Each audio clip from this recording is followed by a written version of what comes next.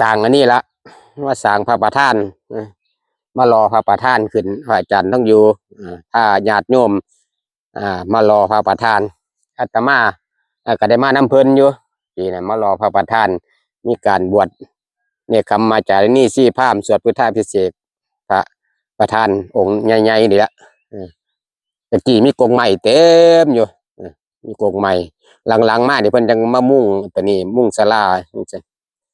บานี้พ่อใหญ่รวยปู่รวยแล้วมาอยู่กันหลายปี แล้วก็ป่วยเป็นอัมพฤกษ์ต่อมาก็ย่างบ่ได้ย่างบ่ได้ติดนอนติดสาบติดเสียเป็นอัมพฤกษ์อัมพาตไปแล้วก็เลยได้สิกขาลาเพศแต่อยู่น้ำครอบครัวน้ำลูกน้ำเมียน้ำอยู่ที่บ้านบ้านตูมตำบลบ้านจันทร์อำเภอบ้านดุงจังหวัดอุดรธานีพ่อใหญ่รวย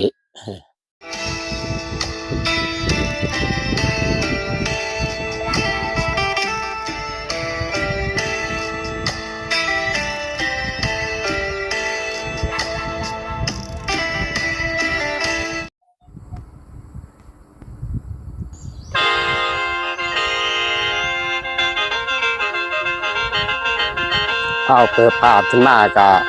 มาอยู่ที่วัดใหม่ที่ถึงง่ายเข้ามาวันเสาร์นี่หลังจากบิณฑบาตโปรดสัตว์บิณฑบาตโปรดญาติโยม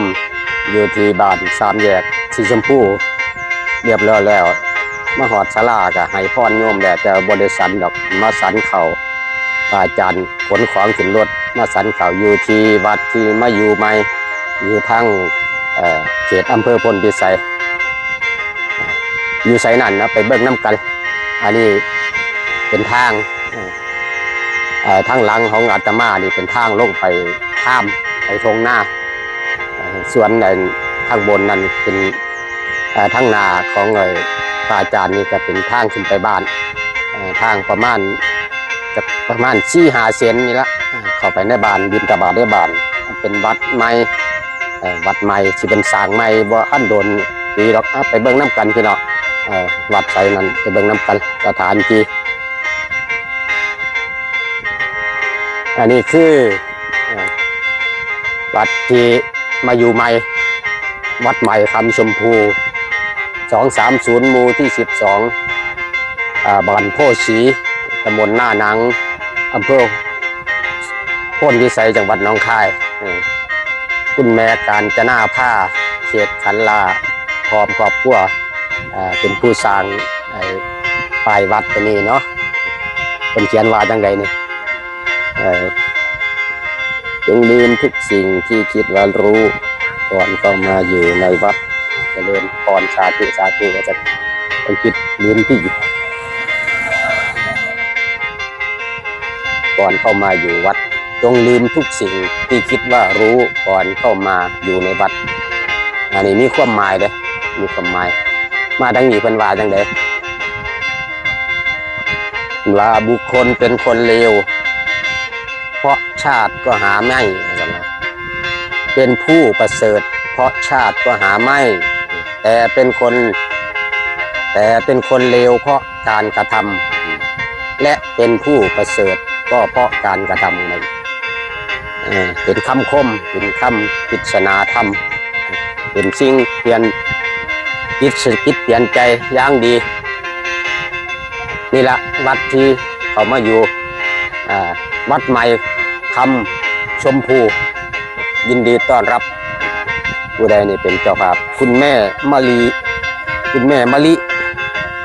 พานทองเจ้าภาพ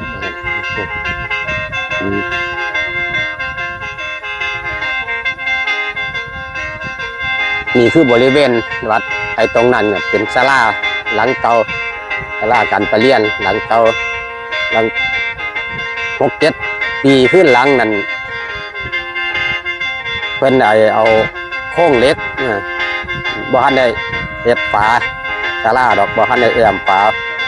ผนังเป็นตะข่ายเหล็กซื่อตะข่ายเหล็กอ้อมแต่ว่าสังกะสีกับพุพังไปแล้วแหละเก่าแล้วสังกะสีศาลาก็ได้ อยู่ฟังมันหลายปีแล้วเนาะอันนี้ก็กุฏิตะกี้พ่อใหญ่หลวยแล้วบวชอยู่นำพระอาจารย์ท่องอยู่ปู่หลวย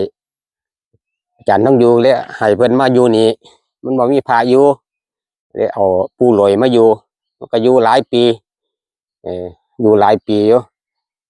ก็ได้มาสร้างอันนี้ละมาสร้างพระประธานมารอพระประธานขึ้นพระอาจารย์ต้องอยู่ถ้าญาติโยมมารอพระประธาน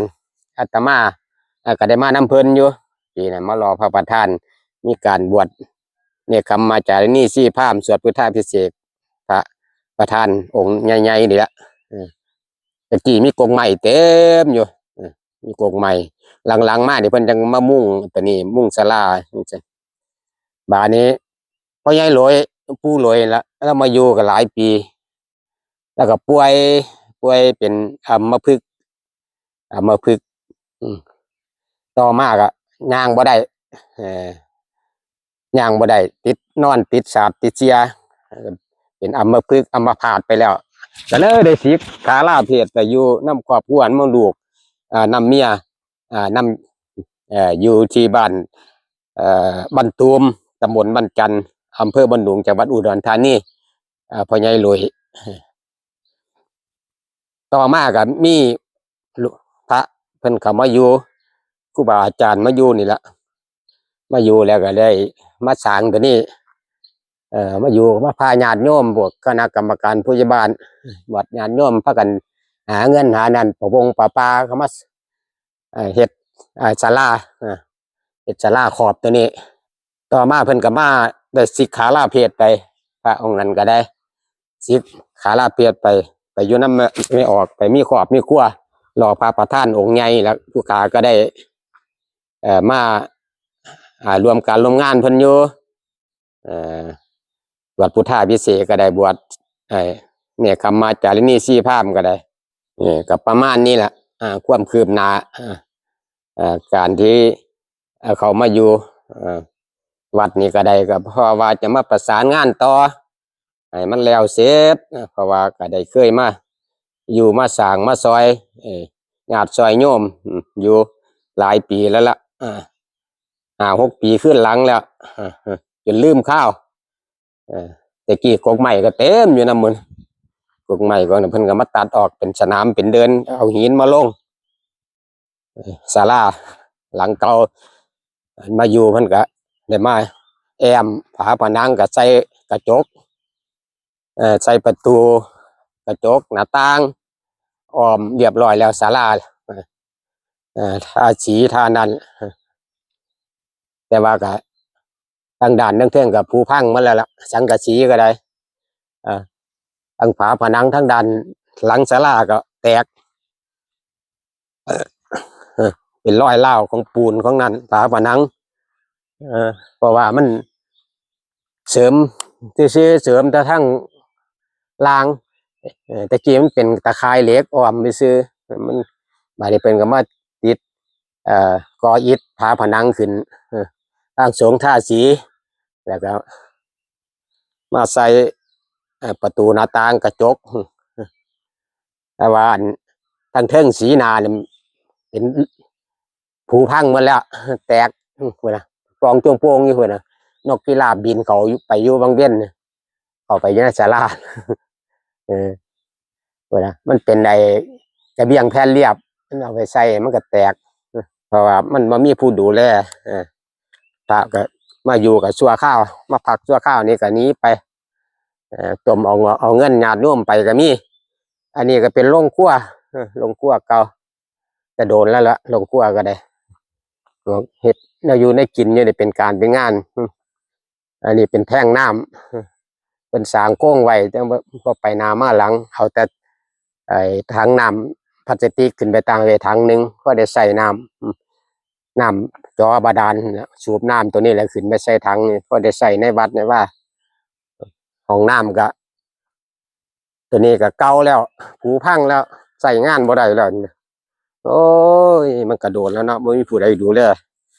มันจึงต้องได้เฮ็ดใหม่สร้างใหม่เนี่ยผุพังใส่งานบ่ได้แล้วเก่า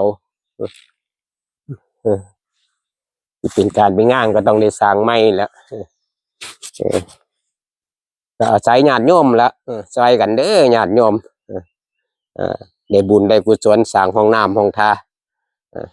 ผู้ได้สร้างห้องน้ำเป็นผู้บ่มีโรคบ่มีภัยปราศจากโรคภัยไข้เจ็บได้บุญได้อานิสงส์หลายเพราะว่าเป็นมองปลดทุกข์ปลดยากโรคฆ่าพยาธิทายออกทิ่มไว้เน้นสวมในนี่แหละเอาขับของเสียของบ่ดีออกจากร่างกายสร้างซอยกันเด้อญาติโยมทำบุญทำทานน้ำกันสร้างปฏิสังขรณ์วัดว่าศาสนาไว้ชั่วลูกชั่วหลานจะตายไปบ่เอาไปน้ำบ่ได้ดอกผู้ค้าแล้วก็มาอยู่เป็นสะพานนั่นที่ซื้อเป็นผู้นำให้โยมว่าได้ทำบุญทำกุศลจะเลี้ยนี่ก็หลังๆมาเพิ่นก็มาสร้างตัวนี้ตอนเป็นจัดงานในรอพระประธานเพิ่นก็มาของส้วม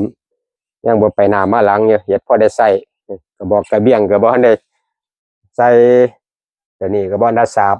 จังกะสีก็เก่าฟูๆพังๆแล้วย่ํอยู่โอ้ยเอาค่อยเป็นค่อยไปซอยเหลือกันอันนี้สักโคกหูพังหมดแล้วอันนี้ก็แตกเล่าออกหมดแล้วคุณ